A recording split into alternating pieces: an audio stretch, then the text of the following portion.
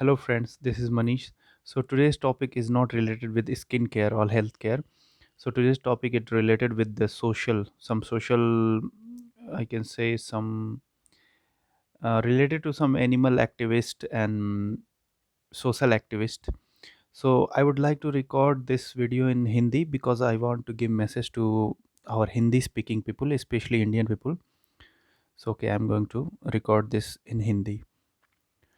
तो मैं कुछ दिनों से अभी मैं देख रहा था यहाँ पे क्या कहते हैं ये सोशल मीडिया में और ये इवन एड्स भी आते हैं वो यूट्यूब अब अगर आप यूज़ कर रहे हैं या कोई और other social media platform use कर रहे हैं तो जैसे कि दिखाता है कि ये वैष्णो देवी में जैसे कि खच्चरों को या ये जो अलग अलग जानवरों का उपयोग किया जाता है या केदारनाथ में भी उपयोग किया जाता है और वो दिखाते हैं कि इनकी क्या दुर्गति हो रही है जानवरों की और जैसे कि उनके ऊपर लोग बैठ के जाते हैं और और मतलब कि यही मतलब दिखाता रहता है कि उनकी जो वो पॉटी भी करते हैं जानवर या लीद भी उनकी जगह जगह गिरी रहती है, चीज़ें स्मेली हो जा रही हैं, बहुत ही मतलब ऐसा दिखाते हैं उनके ऊपर कितने अत्याचार हो रहा है जानवरों के ऊपर। तो मुझे एक घटना याद आती है इसके संबंध में।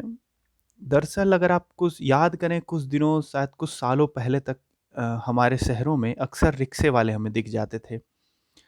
तो वो रिक्शे वाले हमें यहाँ से वहाँ मतलब एक एक जगह से दूसरी जगह हमें लेके जाते थे और उस समय मेरा भी कुछ माइंडसेट ऐसा था कि यार मैं तो जवान हूँ और मैं भला इन रिक्शे वालों पे का अगर मतलब रिक्शे पे बैठता हूँ तो मुझे बहुत ग्लानि होगी कि भाई अगर मैं इनके रिक्शा का ही उपयोग करता हूँ तो यार ये कोई बुढ़ा रिक्शे वाला कोई उम्र-दराज़ रिक्शे वाला मुझे खींचेगा, कितना बेकार लगेगा मतलब कि क्या है फिर तो जवानी का क्या ही फ़ायदा। तो ऐसा मुझे लगता था पहले। लेकिन मैंने क्या देखा धीरे-धीरे दरअसल कि जब ये रिक्शे वाले ये जब ई-रिक्शे का कॉन्सेप्ट आया, एक्चुअली में ई-रिक्शा मतलब वो बैटरी वाले रिक्शे जो आजकल हर जगह, हर शहर में लगभग देखे जा सकते हैं। जब ई-रिक्शे का कॉन्सेप्ट आया, तो धीरे-धीरे, धीरे-धीरे देखते ही देखते वो सारे रिक्शे वाले ख़त्म हो गए। मतलब वो अब खोजे ना मिलें किसी को, वो रिक्शे शायद इक्का-दुक्का कहीं किसी जगह पे मिल जाएँ तो बड़ी बात है, नहीं तो वो मिलते नहीं कहीं और हर जगह भी रिक्शे ही चलते हैं। फिर मैंने सोचा कि क्या मतलब वो रिक्शे वालों ने ही ई-रिक्शे चलाना शुरू कर दिए, तो फिर वो गए कहाँ? किसी को नहीं पता वो रिक्शे वाले गए कहाँ, अब क्या करते हैं, मज़दूरी करते हैं या मर ही गए या ख़त्म ही हो गए, भूख से मर गए, क्या हो गया उनको? कोई नहीं जानता। तो मुझे फिर इस बात का एहसास हुआ और मैंने कहीं सुना भी किसी से कि किसी चीज़ की उपयोगिता को ही नष्ट कर दीजिए, तो उसका अस्तित्व ही ख़त्म हो जाता है। तो जो इसी घटना से मैं इससे रिलेट करना चाह रहा था, एक एनालॉजी लगाना चाह रहा था कि जिस तरीके से जो सो कॉल्ड एक्टिविस्ट लोग हैं, एनिमल एक्टिविस्ट हैं या सोशल एक्टिविस्ट हैं, जो लोग मतलब कि कहीं भी किसी जानवर को कुछ खींचते देख लेंगे बैलगाड़ी पे या किसी खच्चर को किसी को बैठा के कहीं वैष्णो देवी में देख लेंगे ले जाते हुए या कहीं देख लेंगे कि केदारनाथ धाम में खच्चर ढो रहे हैं लोगों को। भाई, ये उनकी उपयोगिता है, ये उनकी उपयोगिता है। अगर उनकी उपयोगिता ही ख़त्म आप कर देंगे, तो फिर तो क्या उनका होगा? अंत में उनकी भी प्रजातियाँ नष्ट होने लगेंगी। जैसे कि देसी गाय आज खोजे न मिले, क्योंकि धीरे-धीरे उनकी उपयोगिता को नष्ट किया जाने लगा। गोबर में तमाम चीज़ों में यूज़ होता था, उसमें उपले बनते थे, उनकी खादें बनती थी। आज कोई लेना नहीं चाहता, लोग समझते भी नहीं इन बातों को।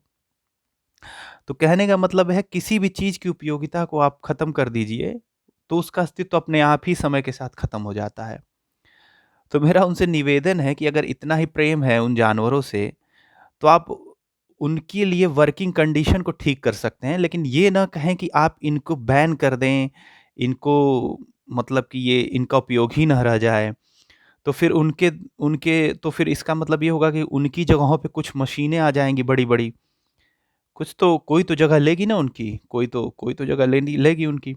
उनकी जगह पे कुछ मशीनें आ जाएँगी, फिर उनका क्या होगा जो उनके मालिक हैं, जिनको 2 टाइम का उनके घर का खाना उनको मिलता है, तो फिर उन लोगों का क्या होगा? ये सोचने का विषय है हमें। कोरी भावुकता से कुछ होने वाला है नहीं, दुनिया कोरी भावनाओं से नहीं चलती है। भावुकता अच्छी चीज़ है, लेकिन baseless emotions are not going to help anyone ना। तो हमें सोचना समझना चाहिए इन विषयों के ऊपर गंभीरता से कि आखिर हम कर क्या रहे हैं, किस दिशा में जा रहे हैं। जैसे कि मैंने आपको उदाहरण दिया कि आखिर वो रिक्शे वाले गए कहाँ? उनकी उपयोगिता ही खत्म हो गई। उनकी जगह ई-रिक्शे वालों ने ले ली, कोई नहीं जानता वो कहाँ गए, किसी को नहीं पता। तो ख़ैर मैं यही बात आपसे कहना चाहता था कि किसी के बारे में चिंता करना अच्छी बात है, लेकिन विवेक के साथ कोई भी मतलब चिंतन-मनन होना चाहिए। बिना विवेक के तो कुछ और ही परिणाम उसका निकल जाता है। ठीक है, धन्यवाद मेरी बातों को सुनने के लिए। अगर अच्छा लगा तो लाइक कीजिएगा, शेयर भी कीजिएगा और सब्सक्राइब भी कर सके तो कर लीजिएगा। Thank you.